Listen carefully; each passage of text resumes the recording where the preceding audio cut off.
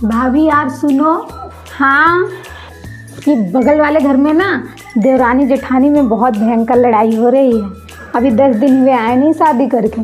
अच्छा भाभी यार एक बात बताओ, ये जो देवरानी जेठानी होती है बचपन से एक दूसरे को तो जानती नहीं, लेकिन ससुराल आते ही एक दूसरे के दुश्मन कैसे बन जाती हैं।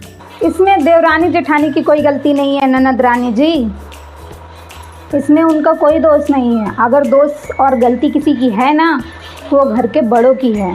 एक देवरानी जब शादी करके आती है ना तो वो जेठानी को अपनी बड़ी बहन मानती है। वो सोचती है कि जेठानी के रूप में ना मुझे बड़ी बहन मिल गई है। एक लड़की जब शादी करके आती है ना तो ये नहीं सोच के आती कि मैं उस घर में नफरत फैलाऊंगी या फिर अपनी जेठानी से लड़ाई झगड़ा करूंगी या फिर घर में कलेश करूंगी।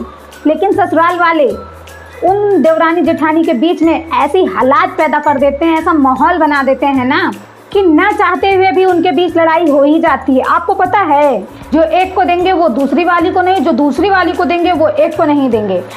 बड़ी वाली को ज़्यादा इज्जत देंगे, छोटी वाले को बिल्कुल इज्जत नहीं देंगे। एक के खाने की तारीफ करेंगे तो दूसरे के खाने की तारीफ ही नहीं करेंगे, बोलेंगे बिल्कुल ही कुछ नहीं आता। एक को समझदार बोलेंगे तो दूसरे को बोलेंगे अरे तो इसके पास तो दिमाग ही नहीं है, ये तो पागल है। वो लड़की जो बहुत सारे सपने लेकर के आती है, ये कभी सोच के नहीं आती कि हम देवरानी जेठानी बनेंगे तो लड़ाई झगड़े ही करेंगे।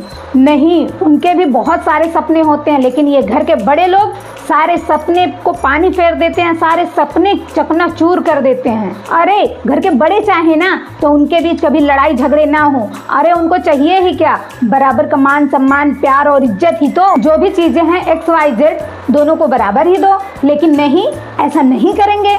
एक को सब कुछ लुटा देंगे और एक के लिए कुछ भी नहीं छोड़ेंगे।